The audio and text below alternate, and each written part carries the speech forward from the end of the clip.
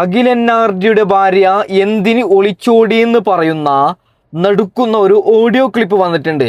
ആ ഒരു audio clip ഞാൻ വെച്ചു തരാം പൊന്നു പ്രേക്ഷകരെ. അതിനുശേഷം ഭാര്യയെ ഭരിക്കുന്ന ഭർത്താവ്, എത്ര ഒളിച്ചോട്ടമാണ് ഞാനും നിങ്ങളും പൊന്നു പ്രേക്ഷകരെ നമ്മൾ ഓരോ ദിവസവും ചർച്ച ചെയ്യുന്നത്. എന്നാൽ ഞാനൊരു വീഡിയോ ദൃശ്യം വെച്ചു തരാം. ആ വീഡിയോ കണ്ടു കഴിഞ്ഞാൽ നിങ്ങൾക്ക് ഒരു കാര്യം ഉറപ്പാവും, എന്തുകൊണ്ടാണ് ഭാര്യമാർ ഒളിച്ചോടുന്നത് എന്ന്. എൻ്റെ പൊന്നു ഭർത്താക്കന്മാരെ, നിങ്ങൾ ആ ഒരു വീഡിയോ ഫുള്ളായിട്ട് കണ്ടിട്ട് നിങ്ങളുടെ ക്യാരക്ടർ അങ്ങനെയുണ്ടെങ്കിൽ അതിനെ എത്രയും പെട്ടെന്ന് ഇല്ലാതാക്കണം, ഇല്ലെങ്കിൽ ഒളിച്ചോടും. ഓക്കെ, നമുക്ക് വിഷയത്തിലേക്ക് കടക്കാം. മേഘ എന്ന വൃത്തികെട്ടവൾ, അങ്ങനെ തന്നെ പറയാം, പാവം ആ ഒരു അഖിൽ NRD.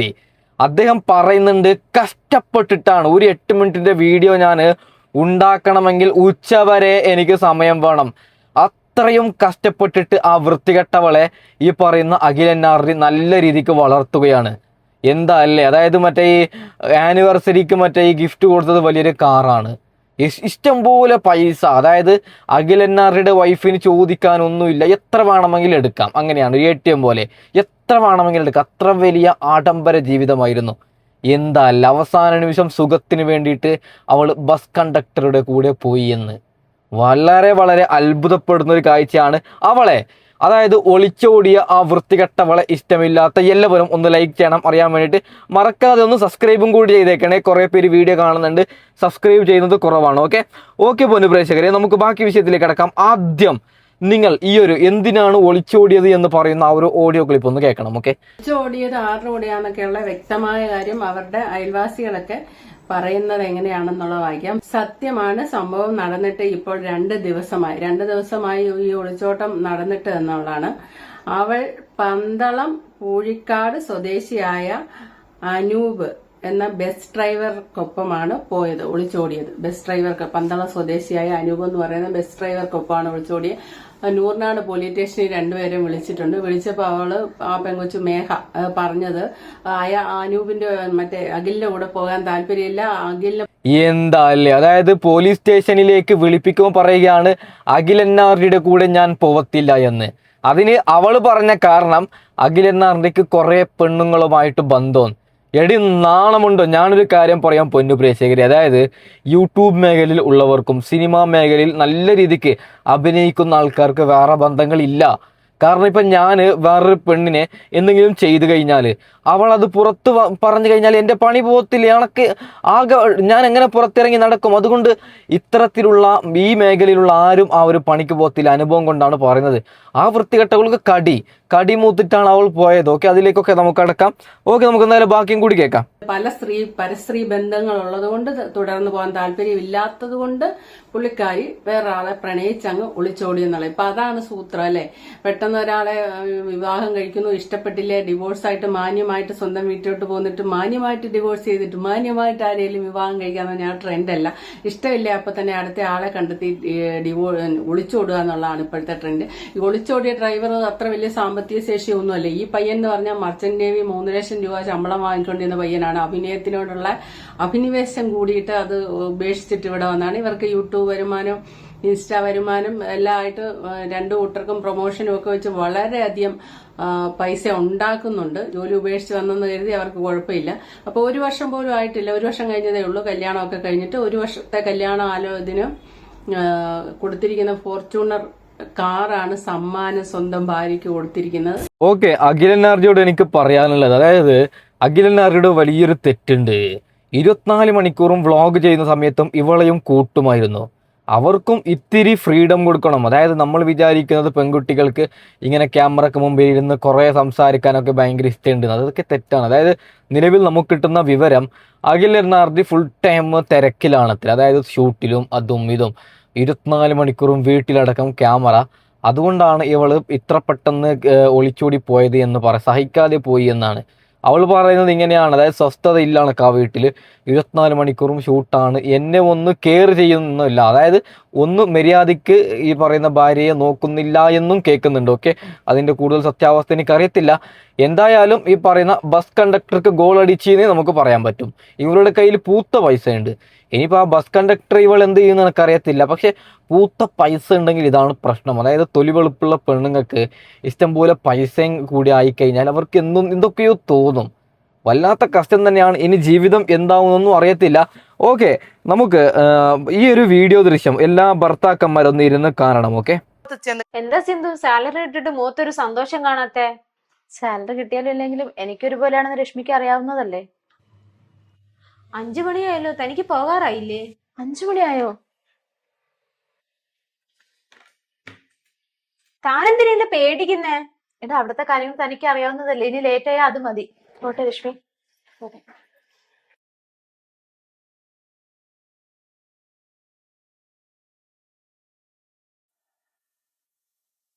നീ ഇങ്ങനെ നോയിക്കൊണ്ടിരിക്കാതെ വണ്ടി എടുത്തോണ്ട് ബസ് സ്റ്റോപ്പിലോട്ടൊന്ന് ചെല്ല്. അതിന്റെ ഒന്നും കാര്യമില്ല, അവള് വന്നോളൂ. കൊച്ചു കുഞ്ഞൊന്നും അല്ലല്ലോ. എടാ, അവള് ജോലി ചെയ്ത് ക്ഷീണിച്ചു വരുന്നതല്ലേ. അച്ഛകളുടെ അമ്മായിയപ്പ അല്ലേ? അപ്പ അല്ലല്ല, അമ്മായിയപ്പ. അപ്പ നോക്കണ്ട.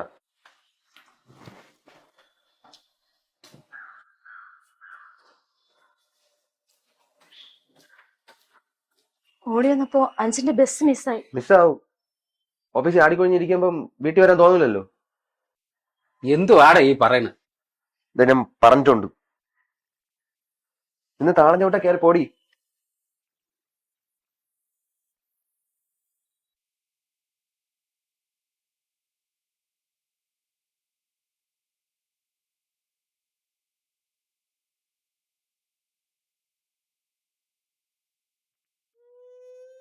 ശമ്പളം കിട്ടിയില്ലേ?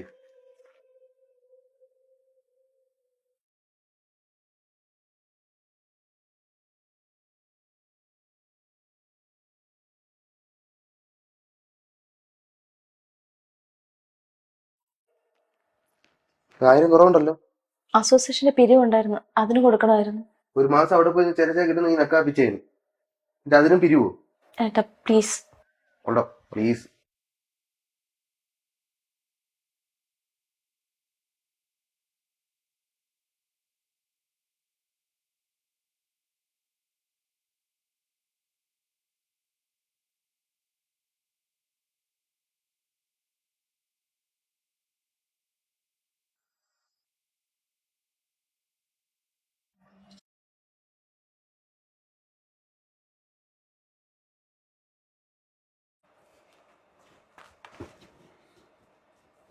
ദോശയോ? ഞാനിവിടെ ചപ്പാത്തിയില്ല കേട്ടോ. ഏട്ടൻ ദോശ മതിയെന്നാ പറഞ്ഞേ. നീ ഇത് പൊട്ടം കളിക്കാണ്. സത്യമായിട്ട് ഏട്ടൻ ദോശ വേണമെന്നാ പറഞ്ഞത്. എങ്കിൽ ഞാൻ ഇപ്പൊ പറഞ്ഞ ചപ്പാത്തി മതി. നീ പോയി ചപ്പാത്തി ഉണ്ടോ? എടാ, എടുത്ത് കഴിയടെ, ഒരുപാട് സമയമായില്ലേ. അവൾ എവിടെയെങ്കിലും പോയി കുറച്ച് കിടക്കിട്ട്. എന്തോ എനിക്കിപ്പോ ചപ്പാത്തി വേണം. നീ പോയി ചപ്പാത്തി ഉണ്ടോ?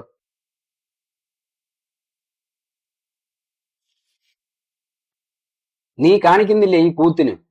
നിന്നെ പോലീസിന് കൊണ്ട് പിടിപ്പിക്കുകയാണ് ചെയ്യാൻ.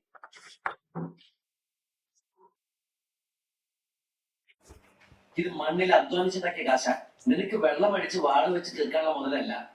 സൂക്ഷിച്ചു പിടിക്കണമത്താ. നല്ല കള്ളന്മാരെ അടിച്ചിട്ട് പോയാണല്ലോ. ഏട്ടാ വണ്ടിക്കൂലി. നീ ഒരു ദിവസം വെള്ളം എടുത്തേ. ഏട്ടാ ബസ് പോകും. വെള്ളം എടുക്കടി.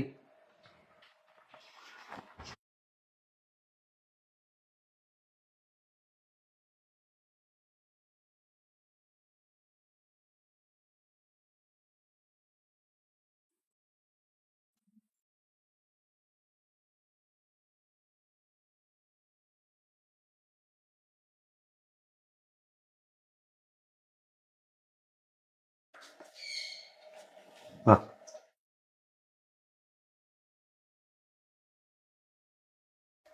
ഏട്ടാ ചായക്കും കൂടി. ഒരു മാസം ചരച്ചാ 15 രൂപയല്ലേ കിട്ടണേ. ചായ വേണ്ട.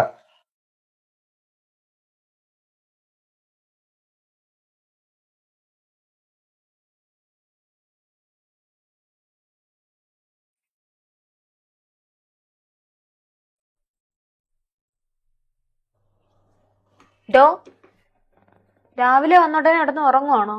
ഇന്നലെ ഉറങ്ങാൻ ഒരുപാട് ലേറ്റായി. ഒരു ചായ പറയട്ടെ? ഏയ് വേണ്ട. ഞാൻ പൈസ കൊടുക്കാം.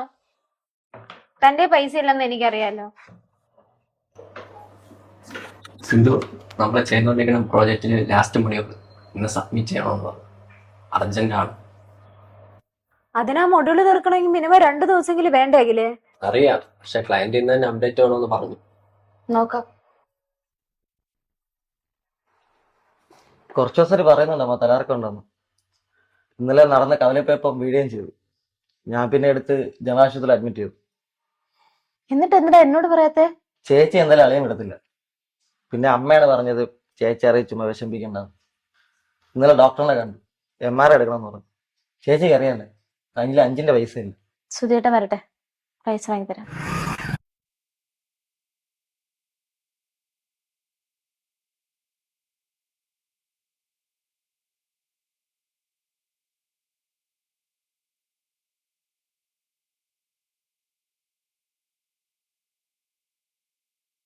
നീ എപ്പോഴും അമ്മയുടെ കൂടെ ഉണ്ടായിരിക്കണേടാ. ഉം. എന്തേലും ഉണ്ടെങ്കിൽ എന്നെ വിളിക്കേ. ആ.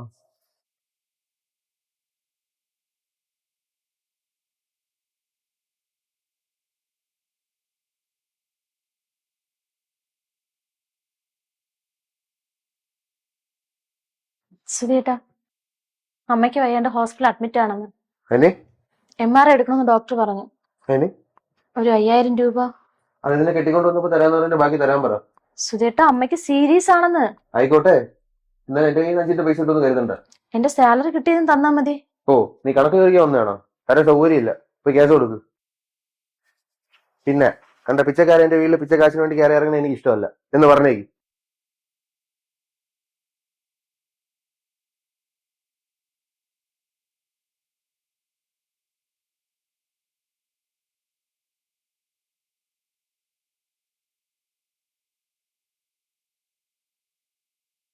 അവൻ പോയി. മോളെ, എന്റെ മോനാണ് അവൻ എന്ന് പറഞ്ഞ് അവൻ പറയുന്നതും ചെയ്യുന്നതും മോള് സഹിക്കണമെന്നും ഞാൻ പറയില്ല.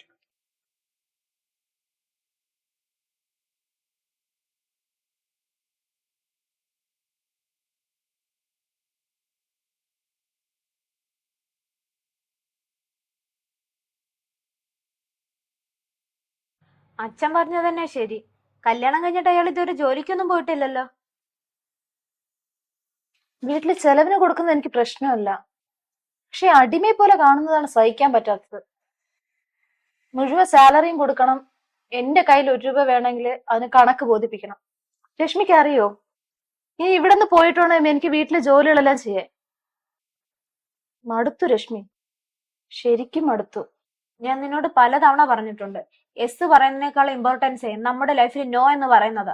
അത് പറഞ്ഞു തുടങ്ങുന്നതിന്റെ ഉള്ള ഒരു പ്രയാസേ ഉള്ളൂ. 10-30 വയസ്സായില്ലേ, കുറച്ചൊക്കെ സെൽഫ് റെസ്പെക്ട് വേണ്ടേ?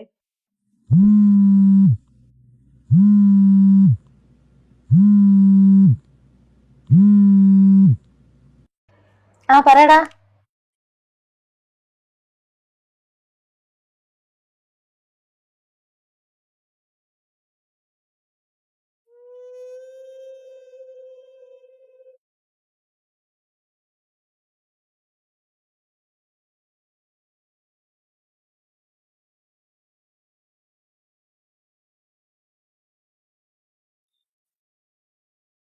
എവിടെ പോയി കിടക്കുമായിരുന്നടി? നിന്നോടാണ് ചോദിച്ചത്. അമ്മ ഐസിയുലേക്ക് മാറ്റി, ക്രിട്ടിക്കലാണ്. ചേച്ചി അവിടെ നിന്നാ വരുന്നത്.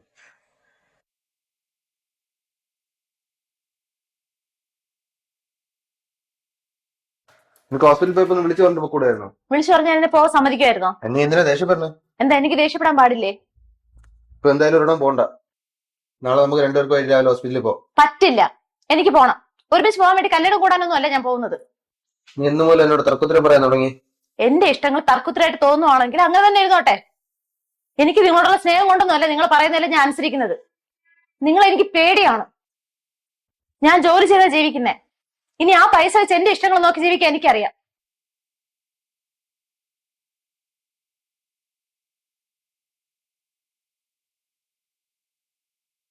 പോയിട്ട് രച്ച.